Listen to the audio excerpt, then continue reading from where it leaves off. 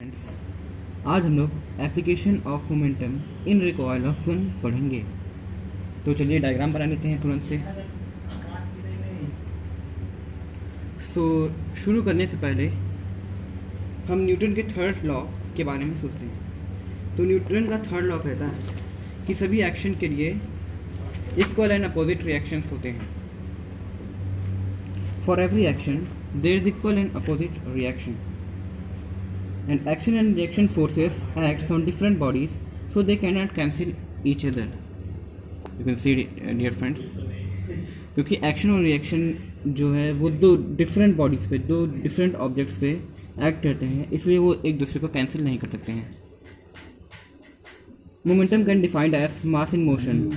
Momentum को mass अगर motion में है कोई मासिव ऑब्जेक्ट तो वो मोमेंटम को प्रोसेस करता है। The momentum of an object is equal to the mass of the object times the velocity of the object. Means जो मोमेंटम किसी ऑब्जेक्ट का है वो उसकी मास मल्टीप्लाइड बाई उसकी वेलोसिटी पे इक्वल होता है। Then the law of conservation of momentum. तो दो बॉडीज़ हैं वो मूव कर रही हैं एक दूसरे के अपोजिट डायरेक्शन में और कोलिजन होने वाला है। तो कोलिजन से पहले दोनों के मोमेंटम को अगर हम ऐड करेंगे वो इक्वल होगा कोलिजन के बाद दोनों के मोमेंटम के। This is called as the conservation of momentum, law of conservation of momentum. Then dear friends, the total momentum of two objects before the collision is equal to the total momentum of two objects after collision. That is, the momentum lost by one object is equal to momentum gained by the other object. So इसके बारे में हम तो बाद में समझेंगे। पहले इसके स्टेटमेंट को देख लेते हैं, फिर हम न्यूमेरिकली इसके बारे में गन के केस में इसे जो है सेटिस्फाई करेंगे, सत्यापित करेंगे। पहले हम टेक्स्ट को पढ़ लेते हैं, फिर इसकी एक्सप्लेनेशन करेंगे। Application of law of conservation of momentum. Law of conservation of momentum के एप्लीकेशन पर देखते हैं। ये रिकॉयल ऑफ गन पर है। When a bullet is fired from a gun, the gases produced in the barrel exert a tremendous force on bullet action force. As a result, the bullet moves forward with a great velocity called muzzle velocity. The bullet is at the same time exert an equal force on required velocity. इससे पहले हमें एक चीज़ note कर लेनी चाहिए कि momentum changes are equal in magnitude. जो दोनों ऑब्जेक्ट्स में मोमेंटम चेंज होते हैं वो मैग्नीट्यूड में तो इक्वल होते हैं, बट उनकी डायरेक्शन एक दूसरे के अपोजिट होती है। They are opposite in direction. तो हम टेक्स्ट को छोड़कर हम एक डायग्राम से अपने आप से न्यूमेरिकली इस कंसेप्ट को समझने की कोशिश करते हैं। इस डायग्राम को अभी हमारा डायग्राम तैयार है। तो हमें लेट करना होगा बुलेट और गन की मास और उनकी वेलोसिटी को। पहले मोमेंटम को P से डिनोट करते हैं, P equal to mv, but इसे अभी छोड़ दें। तो हम लोग सबको पहले लेट कर लेते हैं। मास ऑफ गन को m1 मानते हैं, m1 is greater than 2, and mass of bullet को m2 मानते हैं। सभी केसेस में मास कांस्टेंट रहेगा। इनिशियल वेलोसिटी ऑफ गन को u1 मानते हैं और इनिशियल वेलोसिटी ऑफ बुलेट को u2 मानते हैं। अब तक हमने गन को फायर करने से पहले के केस को ऑब्जर्व किया, अभी इसको कंसीडर किया।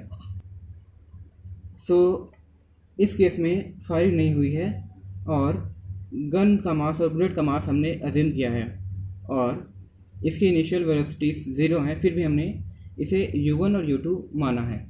तो इनकी जो मोमेंटम होंगे वो क्या होंगे?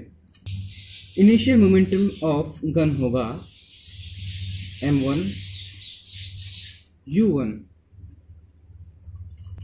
सिमिलरली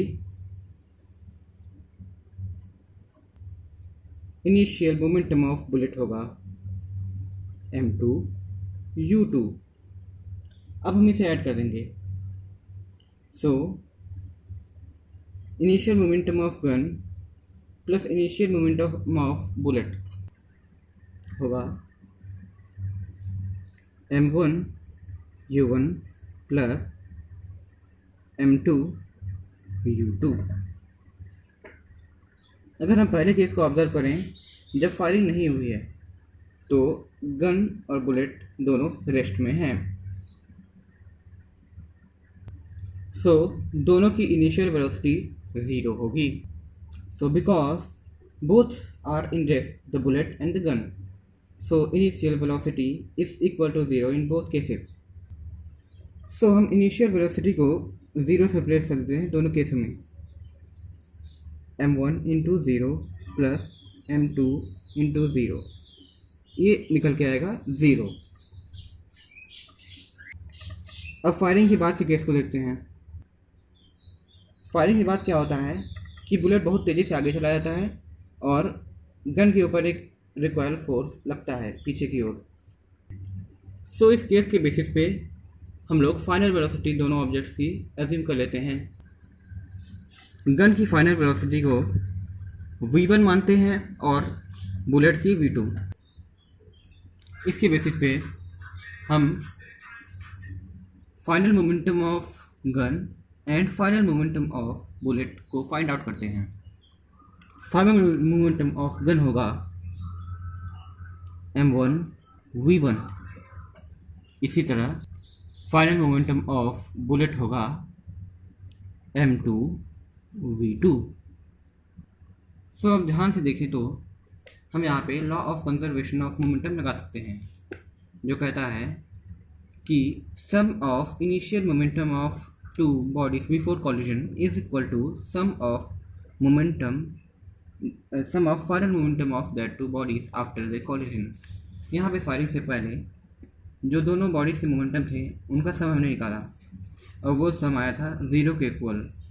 और फिर आफ्टर फायरिंग हम दोनों मोमेंटम के सम को निकालते हैं, equal to sum of momentum of gun and bullet after firing equal to m1 v1 plus m2 v2। हमने पहले ही फाइंड आउट किया था कि गन और बुलेट का फाइनल मोमेंटम का सम जो था वो 0 आया था और sum of initial momentum of gun and bullet 0 था। वो इक्वल है sum of final momentum of gun और बुलेट के। तो sum of final momentum of gun and bullet को भी इक्वल टू 0 आना चाहिए। अब मान लीजिए क्वेश्चन दिया हुआ है जिसमें मास ऑफ गन है, मास ऑफ बुलेट है और फाइनल वेलोसिटी ऑफ बुलेट दिया गया है और आपको निकालना है फाइनल वेलोसिटी, मतलब जिस वेलोसिटी से रिकॉइल ऑफ गन हुआ है, गन पीछे की ओर एक्सेलरेट हुआ है, वो वेलोसिटी आपको फाइंड आउट करनी है। तो आपको फाइनल मोमेंटम ऑफ बुलेट को इजीली ट्रांसपोर्ट कर देना है राइट हैंड साइड में। हमें मिलेगा m1 v1 equal to minus m2 v2। अब हमें वो वेलोसिटी निकालनी होगी जिससे फायरिंग के बाद ये जो गन है इस वेलोसिटी को फाइंड आउट करना है।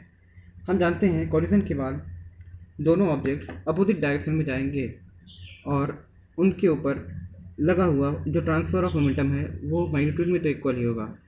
हमें इसको निकालने के लिए यहाँ ट्रांसपोज करने के बाद जो m1 है यानी मास ऑफ गन है उसको जो है डिनोमिनेटर में उस साइड देना होगा ट्रांसपोज करते हुए। Then v1 equal to minus m2 v2 upon m1।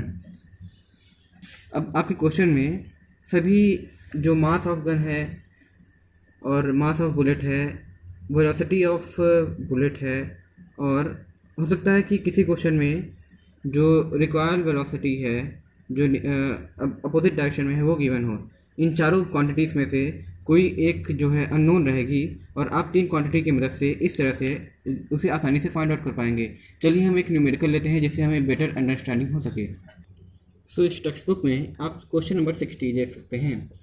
Calculate the required velocity of a 5 kilogram rifle that shoots a 0.020 kg bullet at speed of 620 meters per second. So given question में mass of rifle 5 kilogram है और mass of bullet 0.02 kilogram है जो 20 grams के equal है, पर हमें सभी यूनिट्स एक ही रखनी है।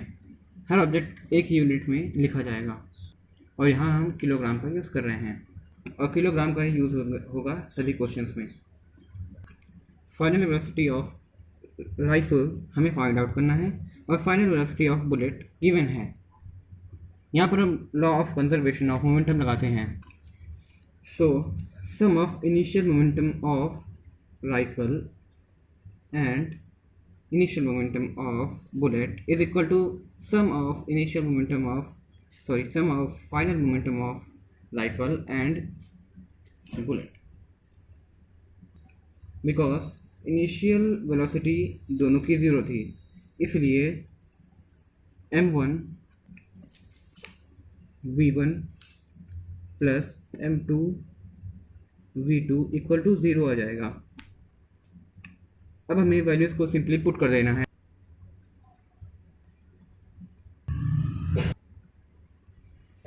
.48। अब हम टेक्स्ट बुक के चारों ऑप्शन में से मिलाते हैं। सो 2.48 2.5 के करीब है, तो बट ये आंसर 2.5 नहीं आएगा।